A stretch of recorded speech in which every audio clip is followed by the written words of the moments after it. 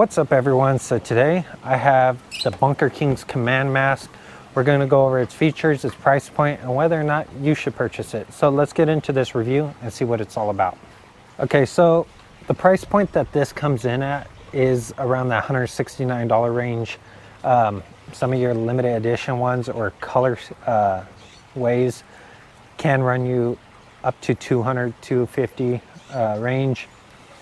If you're lucky, you could get these around, well, used, they're probably around that $100 range. If you're lucky, you could get them under $100, okay? This is pre-owned, it's not brand new, and I had to do a lot of refurbishing. So let's get into why I chose to purchase used, and also what I'm gonna do with this in the future, as well as the features it has. So first off, the reason why I bought this used was because there's no way I was gonna pay $169 for a mask, okay? I mean, it's just outrageous to me. If you're really into the sport, I could see why you would spend that. But I'm always looking for a deal. So I got this, let's just say under the $80 range, okay? So I got a good deal on this. That's why I picked it up. For the future, I'm gonna be adding a system in here, 3D printing it, where you can mount your GoPro, you can mount a battery setup, and you can mount fans to it to cool you down. Also, I'm gonna mount a crown of spikes on here, just so it looks cool. So you got this spike setup here that looks like you're wearing a crown, and it also allows you to get rid of a bandana or a hat, because those spikes should be able to block any projectiles coming in, because a lot of people don't like to run a full helmet, okay? So you want to look cool, that's why you don't wear a full helmet, so might as well throw some cool spikes up there to make it look like you're wearing a crown. All right, so that's future videos, that's future content that should be coming up. That's also why I picked this up, was so that way I have the pattern for that, okay? So the reason why I picked this up was to, of course, integrate that top piece, but also it just looks cool. It's sleek, it's lightweight.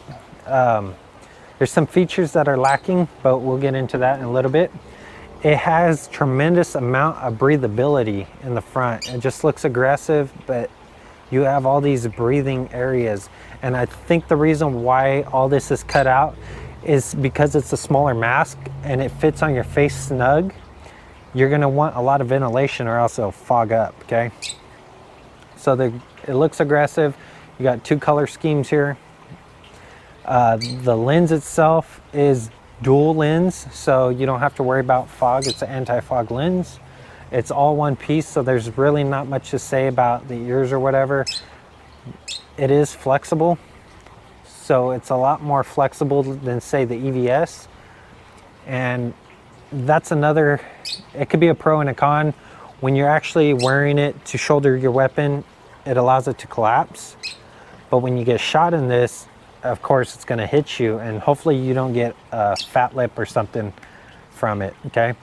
If you play airsoft, some people even say the airsoft BBs go through this. So keep that in mind when choosing a goggle for airsoft. Paintball, you might get a mouthful of paint, okay? But you could wear a neck gaiter or something to kind of block that type of stuff. Get a lot of ventilation on the ears. This is all one molded piece. So to me, it kind of makes it cheap looking, you know, to have everything one piece. It's just not as cool as, say, the EVS, where you got replaceable ears and bottom chin guards. Don't get me wrong, even though this is one piece, this mask is pretty badass looking, okay? The visor up here is nice because it allows it to block the rain dropping directly onto your face or onto your lens, okay? And I like this design a lot better because it's short. It looks, you know, like it's made for speed, and it just looks cool. I mean, it looks real aggressive. These large visors kind of look outdated. On the back, it has this camouflage pattern. All right, it says "We kill suckers." They have the silicone strap here, and it has the Bunkerkings logo on it, and this pattern here, this honeycomb pattern. The chin strap says "We kill suckers." It's velcroed in, so it's easy detach and reattachment. Okay. Your lens removal system here, it's all plastic in there. So there's a thing you pinch in there. Okay. I'll show you pictures of that stuff. And basically, once you take this out, you cam this piece inward. It's like a door, it folds inward. And then you can take out this whole goggle section. All right. Your Bunkerkings foam, it's a dual layer foam. I mean, okay, it's 3 layers. There's a thick layer here that's stiff. There's this nice soft layer in between that allows it to move really freely. And then you have this microfiber style, real soft foam that's going to integrate into your face with your skin. So that way it doesn't become itchy and make your skin all weird. Okay, so you got 3 layers there. And of course it's real thin. But what those 3 layers do is that first layer allows the glue to like really glue onto the plastic that it goes on, okay? Which would be this front piece right here for it to clip. It allows them to put that aggressive glue. It keeps its structure. The next foam piece is real soft, so that way you have cushion for it to flex in and out. And then that last foam layer piece is like a microfiber or something, real soft. And that's so, you know, it doesn't irritate your skin. So you got these 3 layer foams that allows it to maneuver however it needs to when it's on your face, flexing or what have you. And it also allows it to compress really nicely without like putting a lot of pressure on your head. Especially if you're gonna wear these for a long period of time, you want that 3 layer foam. If not, it's gonna really bother your face, okay? These side panels that cam in and out like a door, they only have 2 layers. So they stopped with that real fluffy layer foam. So they got a stiff layer, then they got that middle layer foam, but they don't have that real nice soft touching foam that's gonna touch your face in there, okay?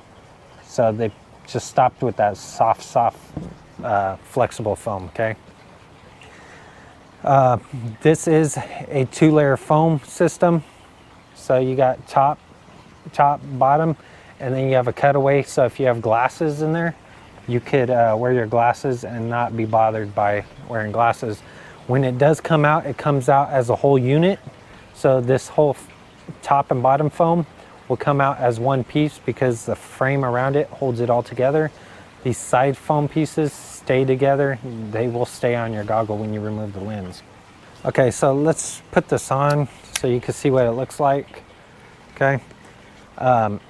Since all this is like real pliable and it's like a silicone style mask, it does warp inward, okay? So it stays like that. In the heat, you know, it may deform, okay? So keep that in mind when purchasing these. So this fits my head a little bit tighter than say the EVS's. All right, got it buckled down. So they're a lot narrower on the sides and they feel decent. I mean, I'm really close to my head being a little too big for these. So I could go, I wish they were a little bit looser, but they do fit my head pretty decently. This is a side view on how it fits my head and where my chin is. Okay, my chin's a little bit exposed. And this is the front view. Breathability, these things are, I'd say, a lot better at breathing than the EVS's for sure. But like I said, it's a lot narrower, so it does push on my cheeks up here, my upper mandible. Not to the point where it's uncomfortable, but I wouldn't mind going slightly a little bit bigger. And I mean, you might even be able to heat them up and kind of expand them out with maybe a heat gun, just to give you that little bit more comfort rating. So purchasing these secondhand or used, I didn't get all the accessories with it, so it is what it is. You may get additional items with it, but me purchasing these used, it didn't come with the accessories. Mind you, the reason why I got these at such a good deal though, is because these were pretty thrashed, and I went in and cleaned them all up. Some people just don't care about their gear enough to clean it, but in my opinion, I think an investment at 169 plus tax, I would have definitely kept them in a lot better condition than I received them in. But I mean, you get what you pay for. I put in the effort to get them to where they're at now, and now I got a nice set of goggles for a cheap price. All right, for the verdict, do I recommend these? If you got a big head, hell no, these will not fit your big head, okay? I got a large head, and I'd say I'm pretty much maxed out on these for comfort, okay? So if you got a big head, I wouldn't recommend these. If you got a small head, definitely would recommend these. If you're looking for a sleek, badass looking profile, these are definitely well worth looking at. As far as quality is concerned, they're of quality, but I don't think they put in as much design effort. I shouldn't say design effort, but they cheaped out in a way. You know, they took a cheaper approach to it by integrating this as all one piece instead of integrating different sections that are replaceable. So for a manufacturing standpoint, these things are probably really cheap to make. But as far as the aesthetic standpoint, I mean, they look dope. They look cool. So would I recommend these? Yes, I would recommend them. They're pretty cool. If you're interested in any of the customization that I'll be doing in the future for these goggles, stay tuned for that. But that's going to complete today's video, this little review on these goggles. If you like this video, give it a thumbs up. It's greatly appreciated. If you want to see this and the comparison to the EVS or the EVS on their own, stay tuned for that and look into those videos as well. Until next time, I'll see y'all in the next one. Thanks for watching.